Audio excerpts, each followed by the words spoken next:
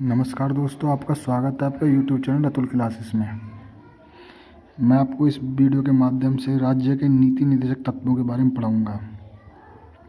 इससे पहली बार वीडियो मैंने राज्य के नीति निर्देशक तत्वों के कुछ महत्वपूर्ण बिंदुओं के बारे में डिस्कस किया है। जिसने वो वीडियो नहीं देखी हो, पहले वो वीडियो देख के इसके बाद में ये वीडियो कंप्लीट करें। यदि DPSP की बात की जाए तो यह भाग 4 और आर्टिकल 36 से 51 में इनका वर्णन दिया गया है। सबसे पहले इन आर्टिकलों को एक एक करके समझते हैं। आर्टिकल 36 में राज्य की परिभाषा का वर्णन किया गया है।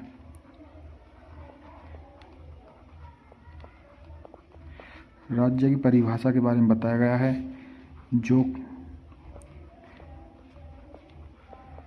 केवल भाग 4 के लिए है।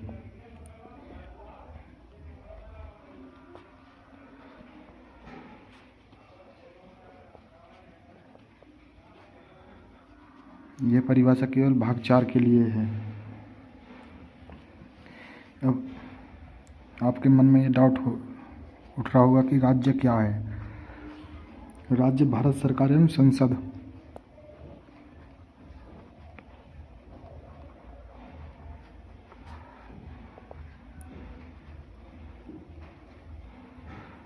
राज्य के अंतर्गत भारत सरकार एवं संसद आएंगे।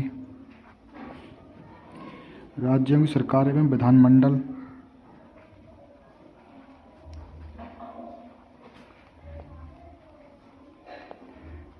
राज्यों की सरकारें एवं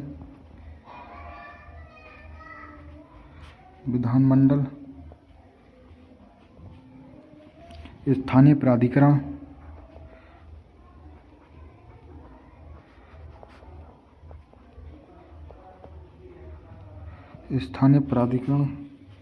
एवं अन्य प्राधिकारी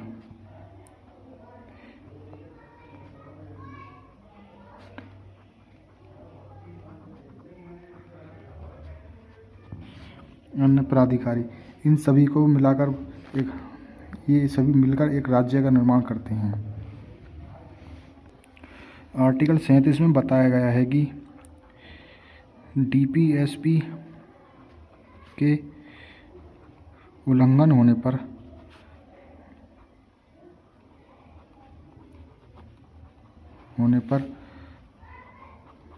आप न्यायालय नहीं जाएंगे,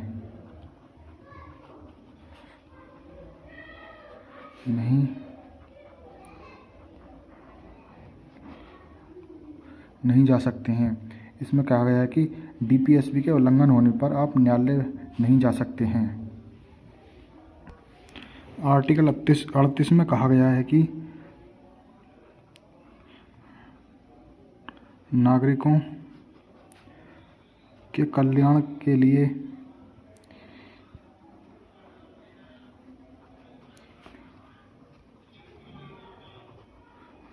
के कल्याण के लिए सुरक्षित सामाजिक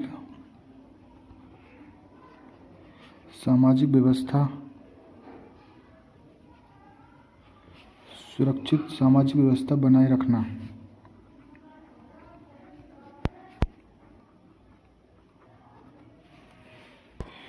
आर्टिकल 38 के सेकंड में कहा गया है कि असमानता को राज्य समाप्त करेगा।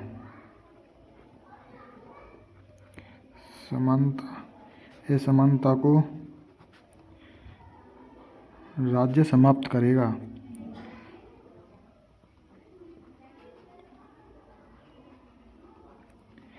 और ये असमानता क्या है? यह आय से संबंधित हो सकती है असमानता, यह सुविधा से संबंधित हो सकती है, यह अवसर से संबंधित असमानता हो सकती है। राज्य असमानता को समाप्त करेगा। आर्टिकल 39 में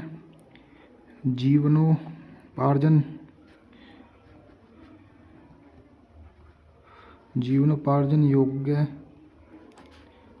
रोजगार के बारे में बताया गया है।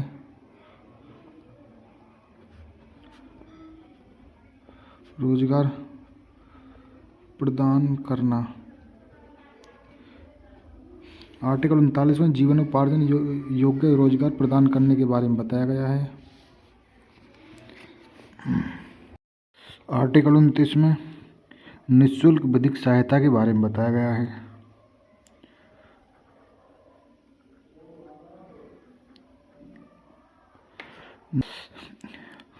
इस आर्टिकल को 42वें संविधान संशोधन 1976 में जोड़ा गया था।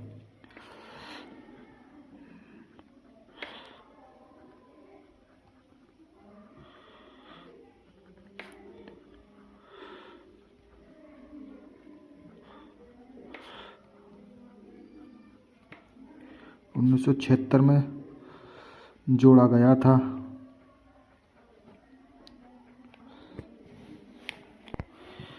पॉइंट बी में कहा गया है कि भौतिक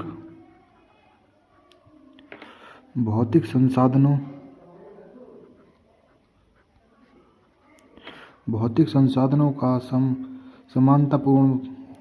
समानतापूर्ण वितरण होना चाहिए।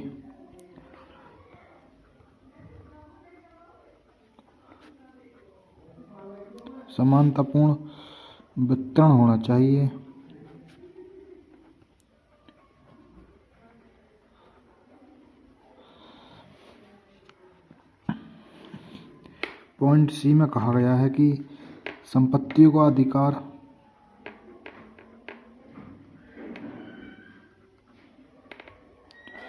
संपत्तियों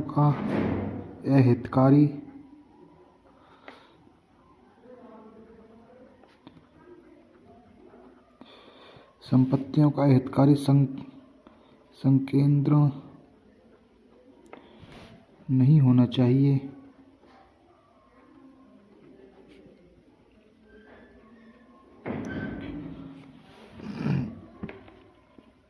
पॉइंट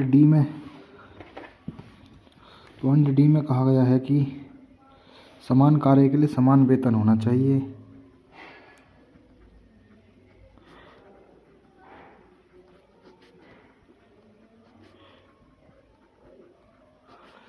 समान वेतन के बारे में बताया गया है। समान कार्य के लिए समान वेतन के बारे में चर्चा की गई है। पॉइंट ई की बात की जाए तो पॉइंट ई में मानव श्रम का संरक्षण किया जाएगा।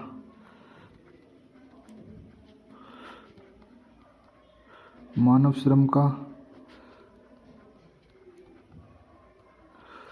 संरक्षण किया जाएगा।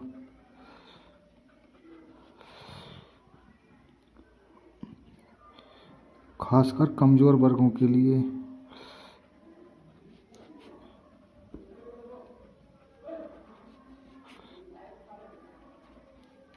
खासकर कमजोर वर्ग के लिए और वृद्ध महिला के लिए मानव श्रम का संरक्षण किया जाएगा, खासकर कमजोर वर्ग और वृद्ध महिलाओं के लिए।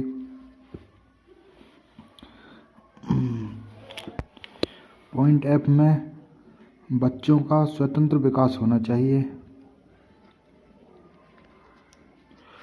बच्चों का स्वतंत्र विकास के बारे में चर्चा की गई है।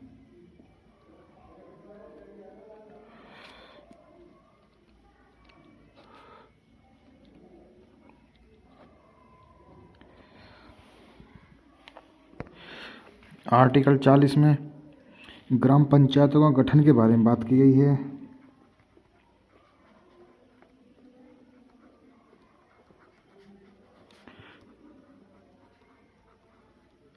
आर्टिकल 43 में कहा गया है कि कुटीर एवं लघु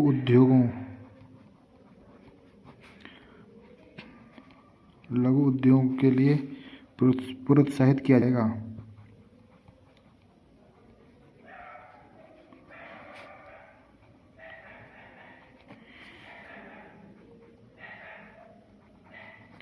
कुटीर एवं लघु उद्योगों के लिए प्रोत्साहित किया जाएगा एवं कर्मकारों के लिए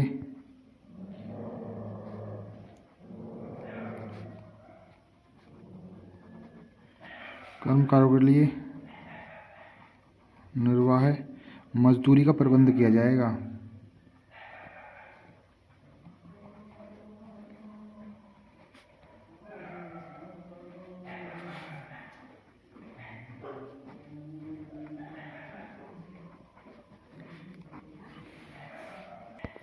अनुच्छेद 44 में समान नागरिक संहिता के बारे में बताया गया है।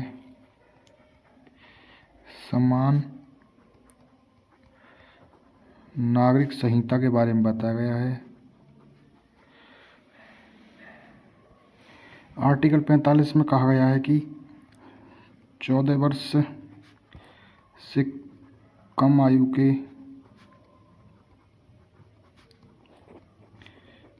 बच्चों के लिए विशेष प्रावधान की बात की गई है।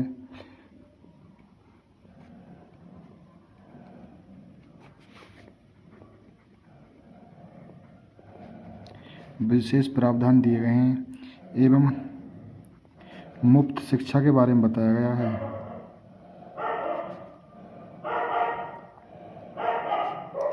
मुफ्त शिक्षा के बारे में बताया गया 14 वर्ष से कम आयु के बच्चों के लिए मुफ्त शिक्षा और विशेष प्रावधान। इससे आगे के आर्टिकलों को हम अगली वीडियो में देखेंगे, क्या कि ज़्यादा लंबी वीडियो होने के कारण हम इस वीडियो को यहीं पर रोकते हैं। और इस वीडियो देखने के लिए आप हमारे यूट्यूब चैनल रतुल क्लासेस को सब्सक्राइब करें, बेल आइकन को दबाएं और कमेंट करके बताएं कि आपको ये वीडियो कैसी लगी। धन्यवाद।